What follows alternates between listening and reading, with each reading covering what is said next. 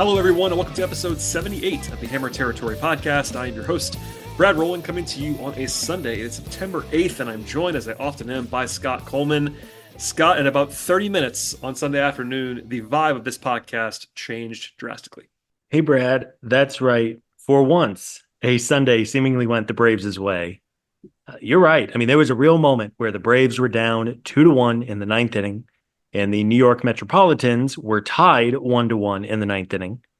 And as fate would have it, the Braves ended up finding a way to win, and the Mets finally lost a game. I believe they had won 9 in a row before the loss. So you mentioned 30 minutes. I mean, legitimately in 30 minutes, that was a 2-game swing. And this time of year, with 3 weeks left, those are huge, and you need a couple of them to bounce your way if you're going to make it into the postseason. That is absolutely right, and even beyond the two-game swing, just the mental and emotional gymnastics that were happening on Sunday afternoon. One day we will have to release our text messages together, but not today, I would say, between you and I, Scott. While we're here at the top of the podcast, we should also say we are part of the Foul Territory network of podcasts. Check out the entire network, including the flagship show, over at Foul Territory, and please, please, please subscribe to this podcast anywhere you find your podcasts. Also tell your friends. And we're also on YouTube. We might go to video at some point, but in the meantime, we're trying to grow our audience there, trying to hit certain benchmarks that we're asked to hit. So please go ahead, take just 2 seconds and subscribe to the podcast on YouTube, even if you are already an audio-only subscriber. But as we sort of alluded to there, it was a good day for the Braves, a winning week for the Braves, 4-2. It wasn't dominant in the way that it maybe could have been, but they win both series against Colorado and then Toronto. And with 19 games to go, clearly, the margin for error, as Scott alludes to, is very, very slim. We will dive deep, I promise, into the game on Sunday because that was a wild one later on in the show. But they're now tied with the Mets. You said it. The Mets finally lost. The Mets have been incredible. They've been the best team in baseball for like a couple months now, unfortunately, for everybody else involved here. The Diamondbacks are currently playing as we're recording, so that one's still up in the air. But the Padres are sliding a little bit. It seems like the Braves are certainly not a lock to be in the playoffs, but they are continue to be favored in all of the projections that I see from Fangraphs, Baseball Reference, etc. I guess we'll take this moment now, Scott, to take stock of this. How are you feeling about the Braves' playoff chances with exactly 3 weeks to go? So it's pretty clearly shaping up to be 4 teams for 3 playoff spots. And I think it is natural for all of us to just kind of look at the scoreboard and look at the Mets score. And I mean, I'm guilty of it too. But at the same time, the Diamondbacks have left the door open, and the Padres have also cooled significantly in the last couple of days and weeks. So it really does feel like you have 4 clubs who, I mean, it might go down to the last day of the season, Brad. It kind of has that feel.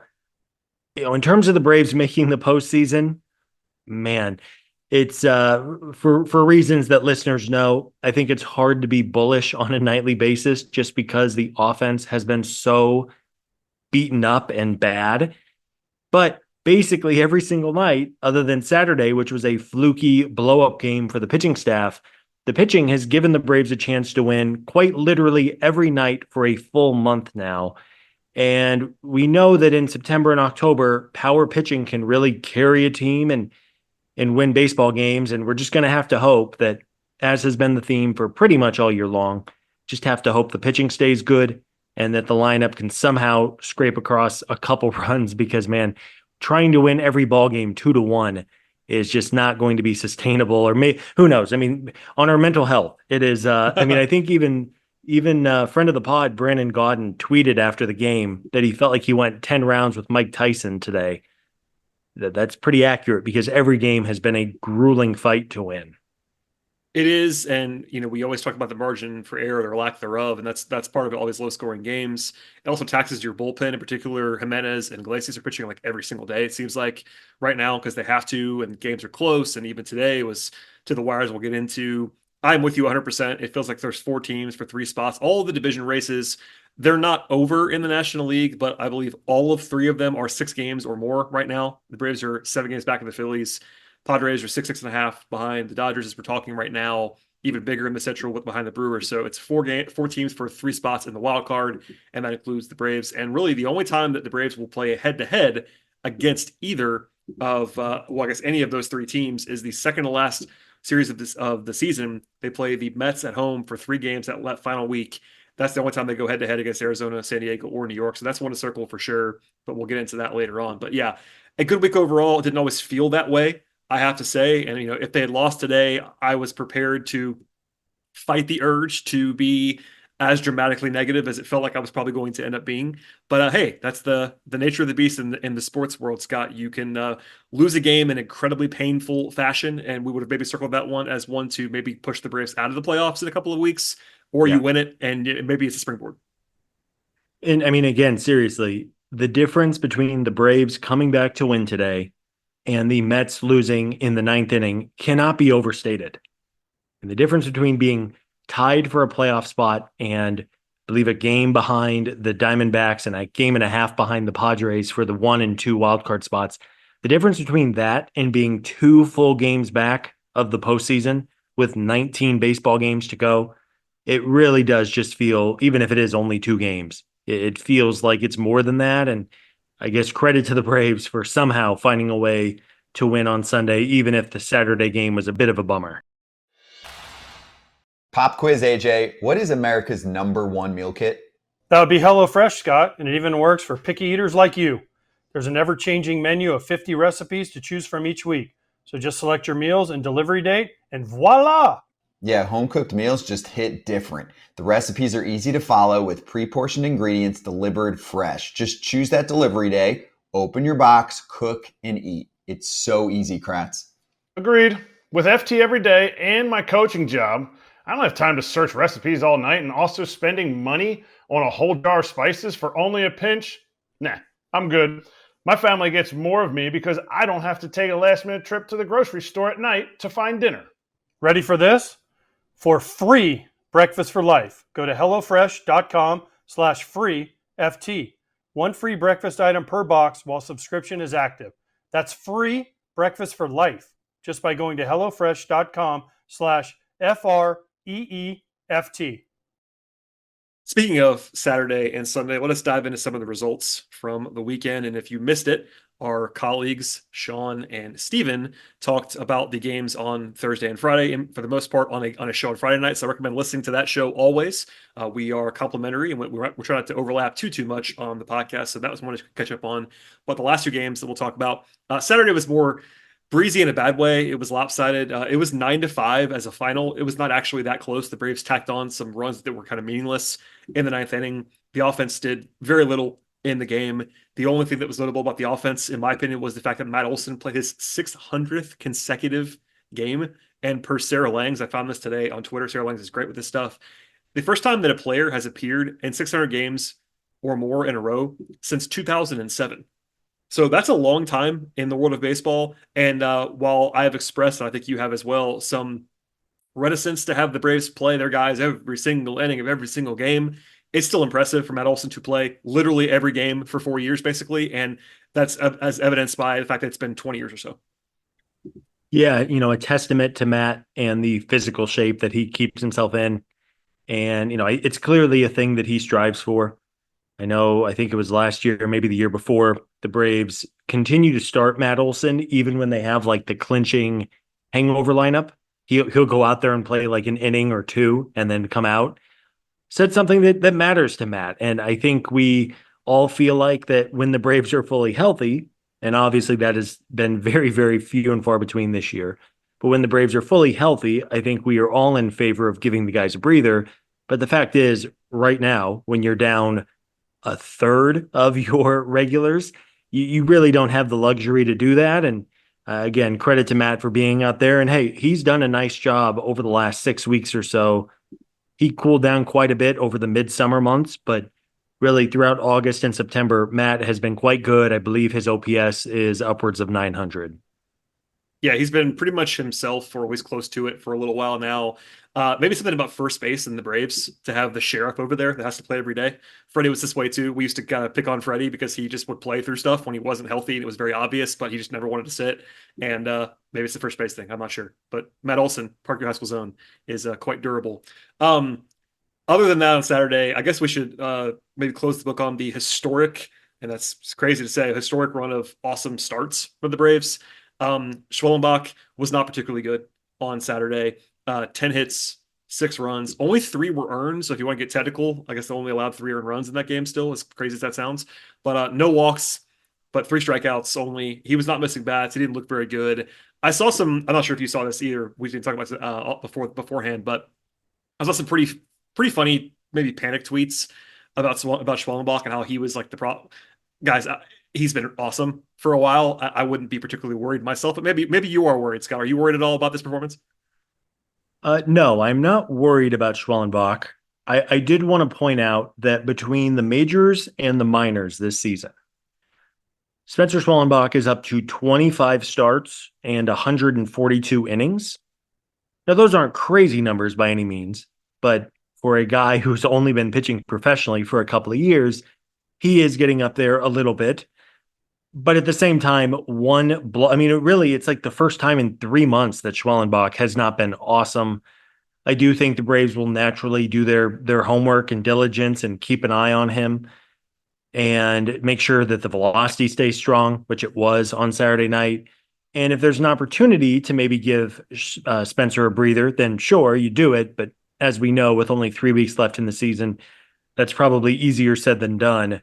But no, not concerned. I mean, I guess if he goes out there in his next start and gets blown up again, then maybe it starts to, you start to wonder if he's hitting a wall or something like that. But one bad start, it happens. I really just think because the Braves starting rotation has been so good for the past month, it was kind of like jarring to see the Braves down a large number early in the game because that literally had not happened in about 25 starts. Yeah, they were on 6-0 pretty quickly. I'm glad you pointed out the workload concerns because the Braves did for a while midseason to some controversy take it really easy on guys like Schwellenbach and even Chris Sale and Ronaldo Lopez, and they were trying to do that. And then Snit kind of realized, and maybe the organization realized they couldn't really afford to anymore with where they were in the standings. Maybe they skip Schwellenbach another time at some point, but yeah, it's tough to do that right now. Worth noting though that in his 10 previous starts before Saturday, he had a 2.66 ERA with more than 7 strikeouts per every walk, and opponents had a 593 OPS against him in those 10 starts. So he's been really good for a while. Hopefully it's just a one-off, but do keep an eye on him I think because he only threw like 70 innings last year. Like it's a pretty big jump to be sure. So it's notable, but it's still one start. And I'm glad you pointed out the thing at the end there because it does feel like there was a bigger reaction than there probably should have been because guys, you can't be perfect every single game. That's with the pitching staff, and they were not perfect at all on Saturday, but that's okay. It happens. Yeah. Well, and when the offense is so bad, yeah, I get it. Gets right. I mean, if the Braves put up a 6 spot early and then Schwellenbach got hit around, then it's just one of those famous 10-9 baseball games that You're in play. The game. Yeah, right. It happens. Well, it happens for most teams when, as the Braves are currently assembled, there's not a whole lot of 10-9 baseball games being played. But you hopefully it was just one blip on the radar for Schwellenbach. And, whenever I believe he's lined up now to face the Dodgers next weekend, which is a huge test. Hopefully all goes well in that start and we just kind of move on from the out of character bad start on Saturday night. Every time he pitches right now, I feel like I say on the podcast that it's the biggest start of his career. Saturday, I didn't say that because it was not a Phillies start or something like that. But I'll just probably say it again next weekend when he faces the Dodgers. That's just what happens when it comes to a guy in his rookie season. Sunday's game had a lot more to talk about for good and for ill. It ended up being a victory, 4-3 in 11 innings. For a long time, the only offense was Jared Kelenic hitting a home run in the second to give the Braves a 1-0 lead. He actually had kind of a sneaky good week. He's been pretty bad for a while, I have to say, but he was pretty good this week. He had hit in all 5 games he appeared in, a couple home runs. Not too much to add there. I think there's this conversation happening that we'll probably save mostly for the offseason about Kelenic and like what this season has been. There was some positive, there was some negative feedback. There was a column written this week about like his overarching, and like I think it's fair to say it's not been particularly good this year for Jared Kelenic. But I was sort of encouraging to see him do a little better. And even if there's only a handful of plate appearances, a couple of home runs this week is nice to see. Yeah, I think Kelenic's season on the whole, it's been both good and bad, and it's almost been like a tease in a way because he's had moments where he's been awesome and put together really good at bats. And he had that great month of June where he was really pulling the ball and driving the baseball. And then he's had other stretches where he's just lost and seemingly striking out half of his plate appearances or something like that. So I think for Kelenic, you just hope that whenever he gets put into the situation to start, which has been maybe a 50-50 basis over the last few weeks, The Braves have given Jorge Soler a couple of days off. They have given Ramon Laureano a couple of days off. They've gotten Kelnick in there, especially against good right-handed pitching. He found himself in there on Friday night as well against Kevin Gausman. I think for Kelnick, it has been probably for him a frustrating year overall because he has had some really great moments for this team. But I also just don't know if he's someone who you can just bank on giving you production because he has had long stretches this year where he just hasn't done much of anything. Yeah, and he's on pace for like a one WAR season, which for a guy playing a lot is not particularly good. It's not like a total disaster, but he's been a below average hitter and defensively he's fine in the corner. Like it's not the package is not what they were hoping for sure. Still a talented player, but we'll save a lot of that, like I said, for later on. Just wanted to note that because it was a lot of what happened for a while on Sunday. Then the aforementioned Joe Jimenez, who's been pitching like every day for a while, gives up a 2-out, 2-run home run in the eighth to go from up 1-0 to down 2-1. It wasn't even a bad pitch. It was actually not a strike. It was below the zone, but it got golfed out over the right field wall. Notable to me, anyway, that it probably should not have even happened because Gio Urshela is actually called a double in real time, and then they overturned it. Urshela should have made the play, made an error at third base, and if that had not happened, you never know exactly how it would unfold. It's not like you know perfectly what was going to happen, but that should have been the first out and what became an inning that they probably needed another out. But Jimenez, I saw some trashing of him. He's been quite good this year. I have a hard time getting my dander up for Joe Jimenez. It was not even a bad pitch and just happens. Oh, Joe Jimenez has been like a top 15 reliever in Major League Baseball this season. And the Braves had that in the eighth inning, which is a real gift knowing how good Raisel Iglesias has been in the ninth. So yeah, it was a bummer. I mean, overall, Gio Urshela has played really good defense, and it was really just kind of an untimely mistake. I mean, if that play happens in like the third inning, we're probably not even talking about it. But again, man, when all of your baseball games are seemingly 1-0 in the eighth inning, your margin of error is so small. And it was unfortunate that the game had to eventually go into extras and cause all the drama that way. But yeah, Joe Jimenez is fantastic. He's been even better this year than he was a year ago. He has gotten a ton of high leverage. And sometimes when things go sideways in high leverage, we remember it more and we talk about it more. But thankfully, the offense was able to pick him up and bailed Joe out of that very untimely eighth inning homer. So from there, it starts to get a little bit weird. The Jimenez pitch is just something that happens in baseball. But in the bottom of the eighth, the Braves get a runner to third base with 1 out, which is a spot that they've been not particularly good at this year. They pinch hit with Travis d'Arnaud, which in a vacuum made total sense. It was a high leverage moment. He was your best pinch hitter available. But they famously, right now, and we'll talk about this now, I guess, for a second if you want to, Whit Merrifield has a broken foot. He fouled a ball off his foot on Friday. It's a fracture of some kind. There are varying projections here. One doctor said 6 weeks. A different one said that he might be able to come back as soon as this weekend, which is a hilarious, disparate timeline. But no matter what happens, Merrifield is unavailable for at least a few days, if nothing else. And because of that, the Braves did not choose to put him on the IL. Okay. Anyway, because he's not available and they're already down on everybody else, they don't have a backup infielder on the roster. Luke Williams is now starting. Gio Urshela is now starting. And technically, they don't have a backup infielder. So they pitch at Travis knowing that this is the eighth inning. Even if he gets a sac fly or even if he homers, you take the lead. You have to put Eli White, it seemed like was going to be the play all along, at second base. What do you think of this whole situation? Because I feel like I'm on crazy island here. I think it's insane that they did not put Merrifield on the IL. I rarely say that, but they're treating Whit Merrifield like he's Ronald Acuna, and I don't particularly know why. Yeah, they are certainly playing a game right now with the roster and who they are choosing to have up. I didn't realize that Eli White can play second base.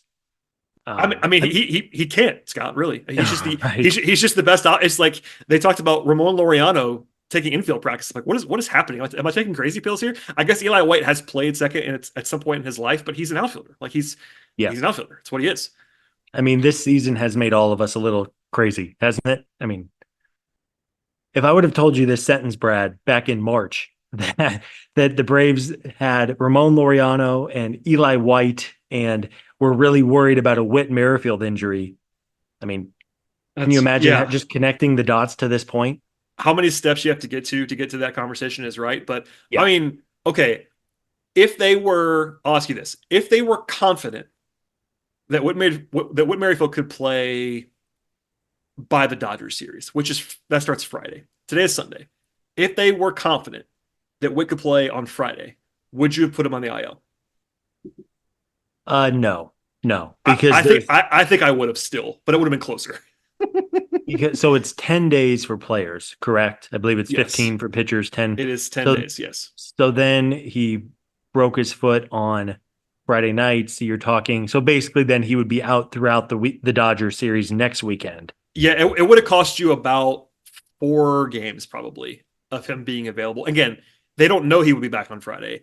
Yeah. And just to say this out loud, because I'm sure people are yelling at their radios, we understand that they don't have any good options. That is a big part here, and I'm sure that's what the Braves would say, is that they don't have anybody they want to call up. The only guy on the 40 man is Nacho Alvarez, and he's been better in Gwinnett the last couple of weeks. But it seems clear as day to me, Scott, that they do not want to call him back up for whatever reason. Yeah. I mean, it's hard not to blame them. Nacho, by all accounts, good kid, hard worker. He was just not ready. It didn't go well. Yeah. No. But hey, sometimes desperate times call for desperate measures. And I think at this point, man, I mean, you just have to hope that either the broken bone in Witt's foot or the broken bone in Ozzy Albies' wrist, one of the two progress enough in the next couple of weeks where the Braves can basically not start Luke Williams at second base is pretty much the bar. And I mean, hey, Luke Williams is doing his best. He gets thrown into the fire. I don't think there was a person on earth who saw Luke Williams playing important innings for the Atlanta Braves down the stretch. But, and it just kind of goes to show the Braves' injury luck and how unlucky they have been. Whit Merrifield has basically been an Iron Man for the last decade of his career. I don't believe he's ever been put on the injured list. And during his time in Kansas City in particular, he averaged like 157 games a year. So as fate would have it, he joins the Braves. The very first day, he has that excruciating broken finger where like the bone was popping out in his finger. And God, I'm thankful that no picture surfaced of that. And then a month later, he breaks a bone in his foot on what looked to be a harmless foul ball. I mean, man, when it rains, it pours. And I think you just have to hope that one of the two second basemen are able to play and play at a relatively high level for these last couple weeks of the season. To back you up, Merrifield once went 4 seasons from 2018 to 2021, missing 4 total games. He also played 3 consecutive years without missing a game. So he doesn't miss games, but he is 35 now. Maybe that's part of this. But it really is. I don't mean to pick on Whit Merrifield, who's done a great job for what he's been asked to do. The Braves got him for nothing. All caveats apply. I just feel like they're treating him like he's a star right now with the way that they're not putting him on the IL. Because the thing is, I glossed over it earlier, but just to say this one more time out loud, a doctor told him 6 weeks on Friday. And then another specialist said, oh, maybe he can play in a few days because it's just pain tolerance. That's I made fun of it on Twitter. That's a pretty wide gap in projection. But I mean, is he going to be good on Friday? Like, let's just say he's back on Thursday. He's going to be in pain. Is he going to be good? I don't know. I mean, that's not a lock.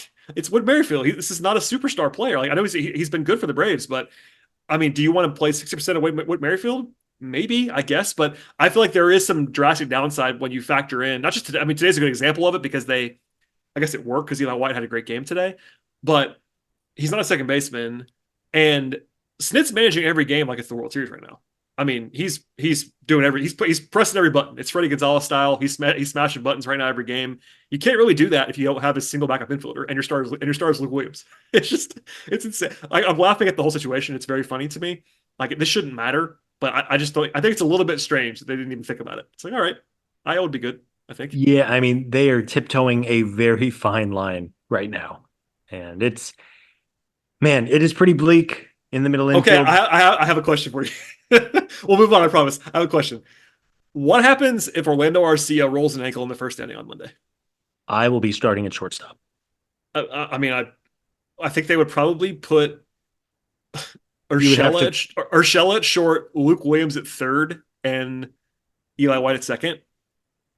But then what happens if something else happens? I mean, I'm not being a doomsday person here, I promise you, but this is the thing when you don't have a bench. Like, I don't care about benches generally speaking when it comes to the DH era, but when you don't have anyone who can physically play the infield, it's it's tough. And it might be even in that scenario that I laid out earlier that we'll say Thursday, Friday, Witt's back.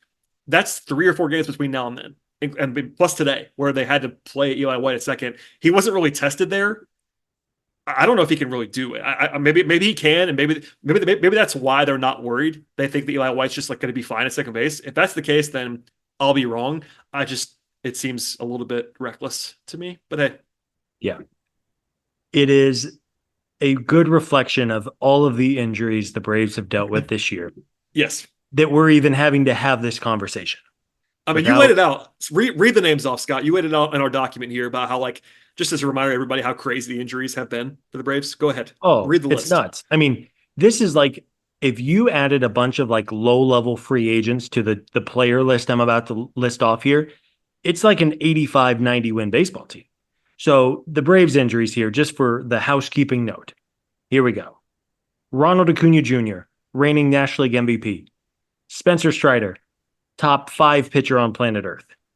Austin Riley has been hurt twice. Ozzie Albies, hurt twice. Michael Harris missed 2 months. Sean Murphy missed 2 months. Jorge Soler pulled a hamstring, basically hasn't been the same for 3 or 4 weeks now. He can't run. Max Fried, elbow issue. Ronaldo Lopez, elbow issue. AJ Minter, recurring hip issues all year, out for the year. And now you have Whit Merrifield, who has basically never been hurt in his entire big league career, is now hurt for the second time in a month and a half since signing on with the Braves. It is, I mean, you couldn't. I tweeted this the other day, asking legitimately, is this the worst, most injury-riddled season in the history of the Atlanta Braves, an organization that's been around for decades? And I mean, basically everyone said yes. There were a couple of years that popped up with a plethora of injuries, but just, I mean, literally since day one, this team has not been healthy. And I feel like we say it every Sunday, Brad. It is a legitimate miracle that with 3 weeks to go in the season, the Atlanta Braves are firmly in the playoff picture.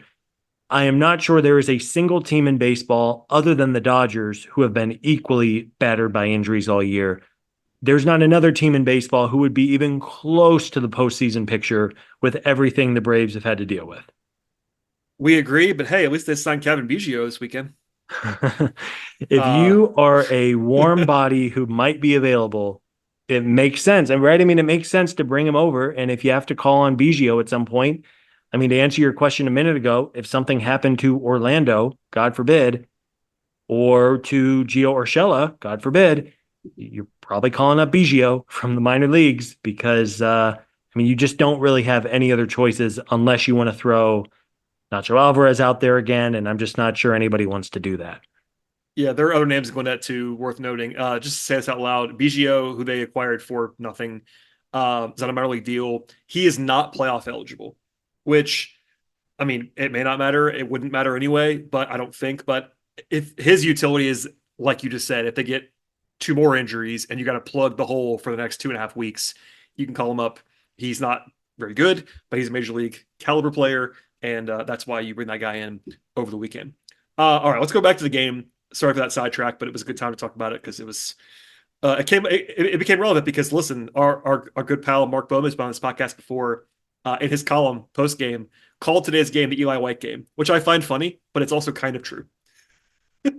Yeah, I mean, they're going to need Eli White to step up. They're going to need. He did. Yeah, I mean, yeah, good for Eli. He has a very specific skill set, and he did his job on Sunday. And that's what you need to win these ball games. You need players like Eli White, Ramon Laureano, players who we had no expectation of contributing late in the season. The Braves are going to need these guys if they're going to weather all the injuries that they have. That's right. And Eli White had 2 hits and scored the winning run today.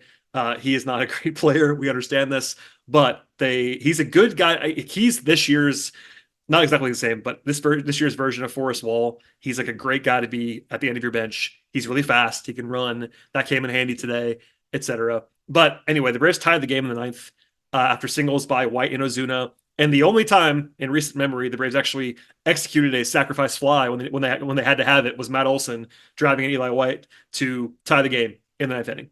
Nice to see.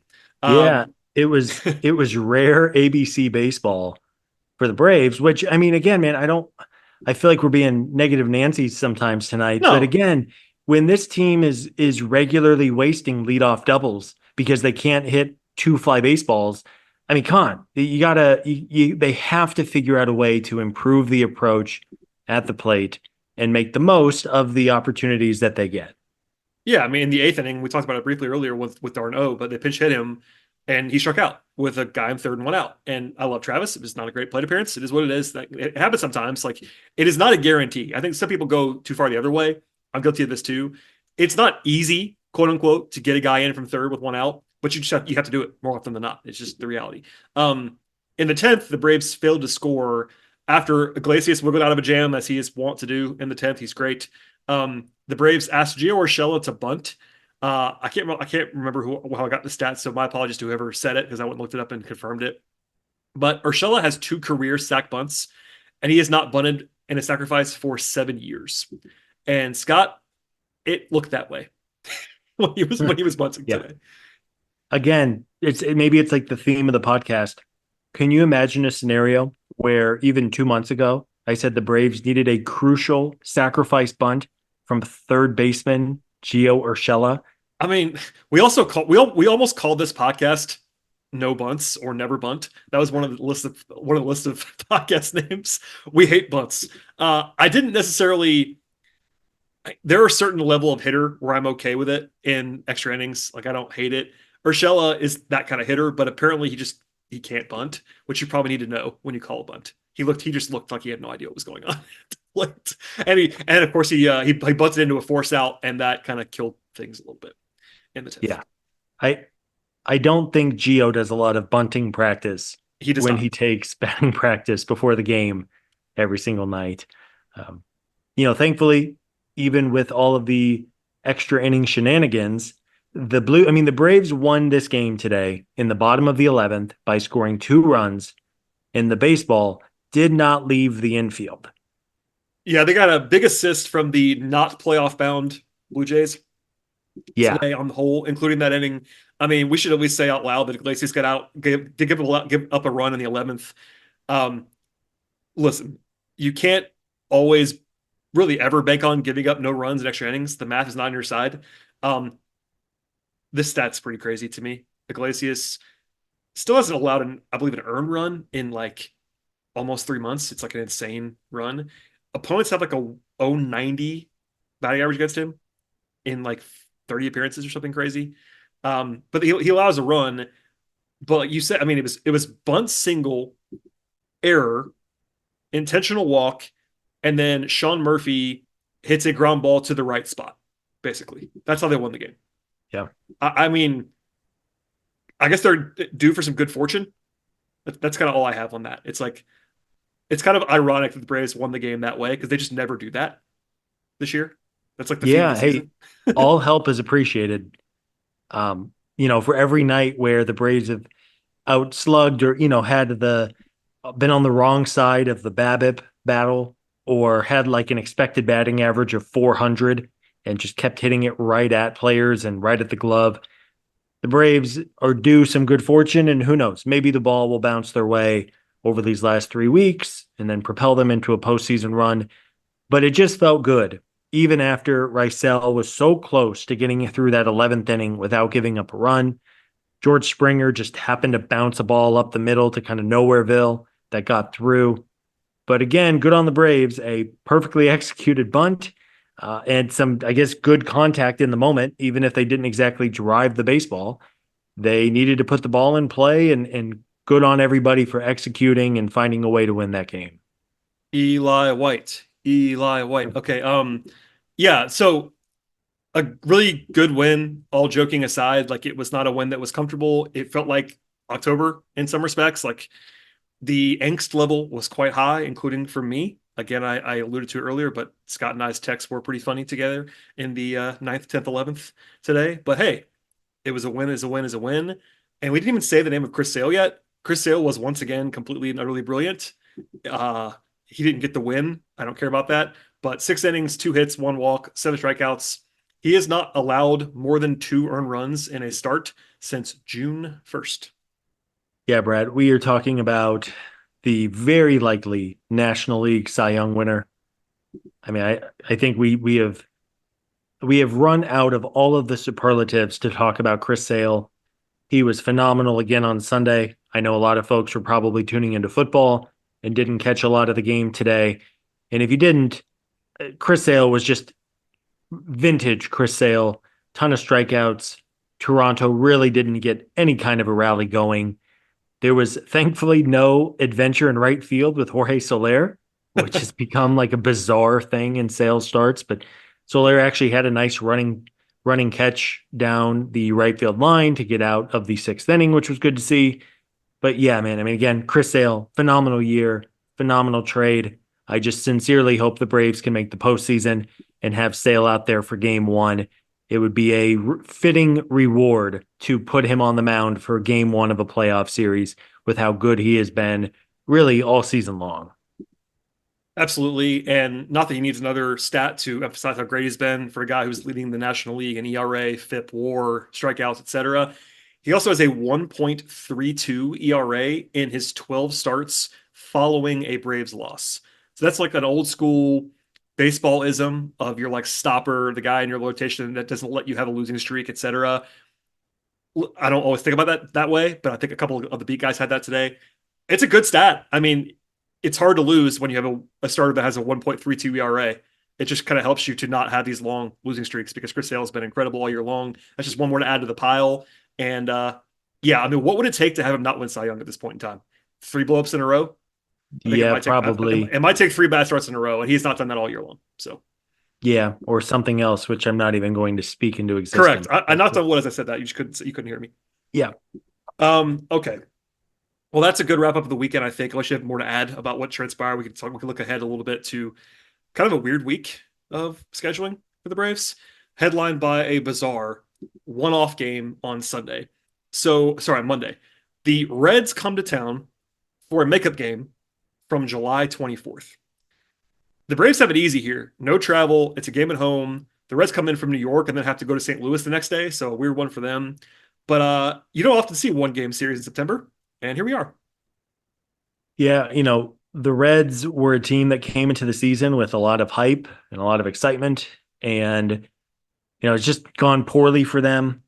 It is an opportunity to see Elly De La Cruz, who has just tormented the Braves in his young career. But, you have to hope that with the Reds basically done for the season, I mean, I don't believe they have even a prayer of making the playoffs. Yeah, they're far back. You just have to hope the Braves take care of business on Monday with Charlie Morton on the mound, and you just kind of keep it rolling, especially after all the good vibes that you picked up on Sunday with that comeback walk-off win. Elly De La Cruz, in case you thought Scott was exaggerating. So in his rookie season, 2023, he had an OPS of 1275 against the Braves. This year, granted it's only 9 plate appearances, his OPS is 1711. So it's like 1,500 in his career against the Braves. He has been Aaron Judge plus against Atlanta in his career. He is like Ronald Acuna Jr. in terms of talent and speed, skill, power. I mean, he can do it all. And the Reds have given the Braves some trouble over the past couple seasons. So you would hope that with the travel obviously not being an advantage for Cincinnati, the Braves can take advantage and win, because then they have to go. It's kind of a weird week with the makeup game Monday. Originally, it was going to be an off day, which kind of sucks that the Braves won't get it. Then they fly to Washington for a 2-game series against the Nationals, who play like their greatest baseball of all time against the Braves this year. And then they're off again Thursday, and then a rare Friday, Saturday, Sunday, Monday 4-game series against the Dodgers. Just kind of an odd schedule this week, but hey, I guess with 3 weeks to go, you you take it day by day and see what happens. It is odd, and this Reds makeup game is actually they lost the first two games of the Reds. They only played the Reds once this year, and they are 0-2 against Cincinnati in that series. This is part of the series, I suppose. So they aim to avoid a very extended sweep against the Reds. It's Charlie Morton on the mound on Monday for Atlanta. He blew up, of course, in epic fashion about a month ago against Milwaukee. Since then, he's been quite good. ERA about 3.2, striking out a lot more guys in recent days. That's been good to see, even if I am always in the tank for Charlie. Even taking that away, he's been pretty decent in recent days. And the Braves are currently in the betting market on Monday. We don't often do this for regular season games, but because it's a one-off, they're like a 60%-ish favorite in the betting market right now, minus 150-ish. That sounds about right to me. They're at home. Morton is not their best pitcher by any stretch, but they're the better team. They're playing at home, advantage in travel, etc. So a nice spot to get a win, hopefully. Yeah, and Charlie has done a really nice job in recent weeks. You mentioned he had that blow up against Milwaukee, but since then he's been quite good. The Reds are going to start Nick Martinez, who has had a nice season for them, a 3.67 ERA. He's been kind of in a hybrid starter bullpen type of situation this year, but he's made 7 starts and he has an ERA in the threes and solid strikeout numbers, doesn't walk a ton. So it's by far it's not a gimme game by any means. No. And then you hopefully you win the game on Monday evening, and then you fly to the face the Nationals, and God, let's hope the Braves find a way to play better baseball against Washington, because I mean, again, we said it earlier at the top of the show, but the Mets are playing really good baseball right now. It feels like the Diamondbacks and the Padres are going to be in this race as well. Every single game is going to matter for this team, and you just have to hope that they keep winning. And I mean, overall, other than the Philly series, the Braves have done a better job of winning series over the last couple of weeks. I think just because there was that very frustrating weekend in Philadelphia in the middle of it, it maybe doesn't feel that way. But overall, maybe over the last month, I think the Braves have won just about every series they have played. Yes, since the Colorado meltdown, they have lost one series, and it was the Philly series. So they're playing well, not playing incredibly well, but they're playing well enough to win games. And I believe they're back at their season high of 13 over 500 right now, which has been their ceiling. Hopefully they can get kind of break through that on Monday. You mentioned the series to watch. We won't preview the Dodgers series. It's a long way from now, other than just like you said, it's a wraparound series. But the Braves are 4-7 against Washington this year. They can't score for some reason in those games, or I guess that's just the theme of the season. They did win the last time around, though, in August. They had really struggled with Washington before the break. They won the series last time a couple weeks ago, and it's going to be at least for now. They're listing Lopez and Fried in that series, so advantage Braves still there. The Nats are not good, even if they have played the Braves well, and road series are not anything to scoff at. And those are weirdly timed. I think they're 6:45. They're a little bit earlier games. They do have the day off on Thursday, so a weird one. But hopefully they can at least go 2-1 in the next 3 games. That's like my safe projection, but it's true. That's what you guys kind of have to bank on. And if you want to get greedy, then get greedy. But 2-1 would be a pretty good result. Yeah, you would take it. And Washington's going to have some pretty solid pitching. Mackenzie Gore is going to start on Tuesday. The Braves have seen a lot of him this year, and he's a solid young lefty. And then they're going to see Jake Irvin on Wednesday, who has had a weird year. He's been quite bad lately, but then he threw like 7 scoreless against the Braves a couple of weeks ago. And, naturally, right? So it is a opportunity for the Braves to now play 3 games in 3 days against pretty bad teams. And then the schedule does get a little tougher. You have the Dodgers, the Mets are on the horizon. They do have a series in Cincinnati as well. And in that ballpark, anything can happen. It's like, Coors Field of the Midwest or whatever. And then the Royals are also on the schedule. Kind of weirdly, the Braves close out the regular season with the Kansas City Royals, who are in the postseason mix, and a ton of fun. So very, very important 3 weeks of games ahead. And I mean, Brad, it's just kind of crazy to think and say that this time 3 weeks from right now, the regular season for baseball is over in 2024. Yeah, 19 games to go. It's not going to be comfortable. I'll tell you that right now. And then we'll hopefully, you and I will do a podcast that night in 3 weeks that previews the playoffs. And if we don't, it's going to be rather grim on the pod. But either way, Scott, we will be here because we pride ourselves on that. We do not go away in the offseason. Some podcasts might go dark. when the season ends. Not us. We are here 12 months a year. So yeah, stay tuned for all of that. Anything to add before we get out of here, Scott? Or if not, plug everything you have going on in your baseball watching self.